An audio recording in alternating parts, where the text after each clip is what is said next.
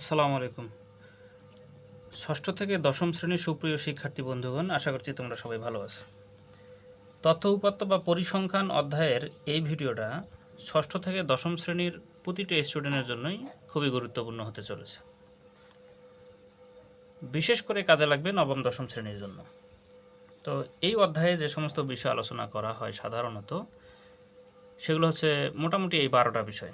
Number 1 হচ্ছে তথ্য উপাত্ত কী, মানে তথ্য উপাত্তের পরিচিতি, উপাত্তের প্রকারভেদ, পরিসর ও শ্রেণী সংখ্যা, গণসংখ্যা নিবেশন সারণী তৈরি, ক্রমযোজিত গণসংখ্যা, মধ্যক-পুষরক গড়, আয়তলেখ অঙ্কন, গণসংখ্যা বহুভুজ অঙ্কন, অজীবরেখা এবং অবিচ্ছিন্ন শ্রেণীসীমা। এই 12টা বিষয় খুব ভালোভাবে আত্মস্থ করতে হবে, তাহলে পরিসংখ্যান অধ্যায়ে আমরা যে কোনো প্রশ্ন সমাধান করতে পারব।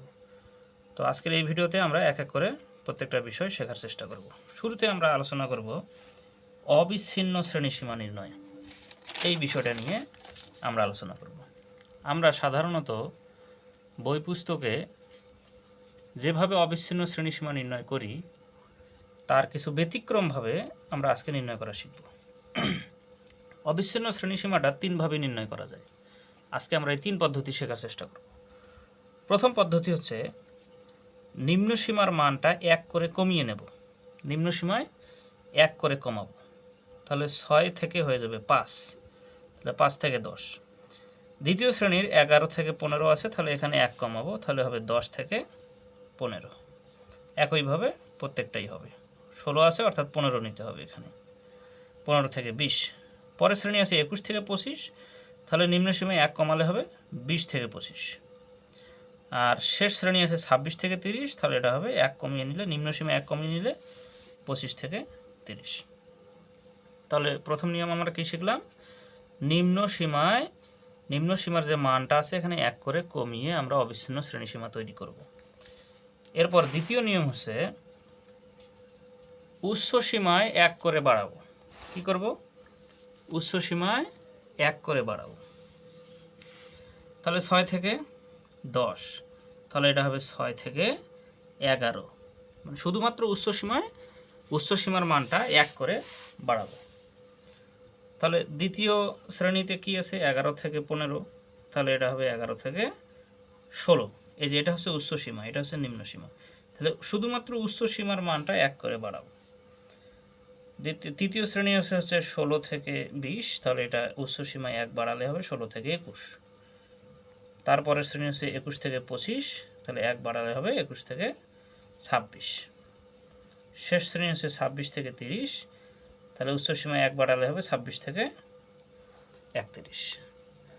তাহলে এটা হচ্ছে দ্বিতীয় নিয়ম, যেখানে আমরা উচ্চ সীমায় 1 বাড়িয়ে অবিচ্ছিন্ন শ্রেণীসীমা তৈরি করতেছি। এবং সর্বশেষ নিয়ম হচ্ছে, আমরা যে নিয়মটা শিখতে চলেছি এটা হচ্ছে সর্বশেষ নিয়ম, আর এই নিয়মটাই সাধারণত বই পুস্তকে দেওয়া থাকে। এটা হচ্ছে উচ্চ সীমা এবং নিম্ন সীমা দুটাতেই কম বেশি করতে হয়। নিম্ন সীমায় 0.5 কমিয়ে নিতে হবে, উচ্চ সীমায় 0.5 বাড়িয়ে নিতে হবে। নিম্ন সীমায় 6 আছে, 0.5 কমালে হবে 5.5, অর্থাৎ 5.5। 5.5 থেকে উচ্চ সীমা যদি 0.5 বাড়িয়ে নেই তাহলে হবে 10.5। দ্বিতীয় শ্রেণী হচ্ছে 11 থেকে 15, তাহলে 11 থেকে আমরা যদি 0.5 কমাই তাহলে হবে 10.5। উচ্চ সীমায় 0.5 বাড়ালে হবে 15.5, তাহলে এটাতে হবে 15.5, 20.5। 21 থেকে আমরা যদি 0.5 কমিয়ে নেই তাহলে হবে 20.5, আর উচ্চ সীমায় 0.5 বাড়ালে হবে 25.5। শেষ শ্রেণী হচ্ছে 26 থেকে 30, তাহলে নিম্ন সীমায় 0.5 কমালে হবে 25.5, এবং উচ্চ সীমায় 0.5 বাড়ালে হবে 30.5।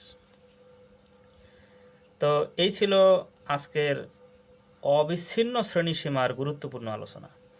আমি আশা করছি এই 3টি নিয়ম খুব ভালোভাবে বুঝতে পারছো। যে কোনো একটা নিয়মে করলেই অঙ্ক হয়ে যাবে। যেটা সহজ মনে হয় সেটাই করার চেষ্টা করবে। অঙ্ক অনুযায়ী যেই বিষয়টা সহজ হবে, যেই নিয়মটা অবিচ্ছিন্ন শ্রেণীসীমার, সেই নিয়মটাই তোমরা করতে পারো, কোনো সমস্যা নেই। তো আজকের ভিডিওটা এখানেই সংক্ষিপ্ত করতেছি আমি। পরবর্তী ভিডিওতে বাকি বিষয়গুলো আলোচনা করা হবে। সবাই ভালো থাকো, সুস্থ থাকো। আসসালামু আলাইকুম।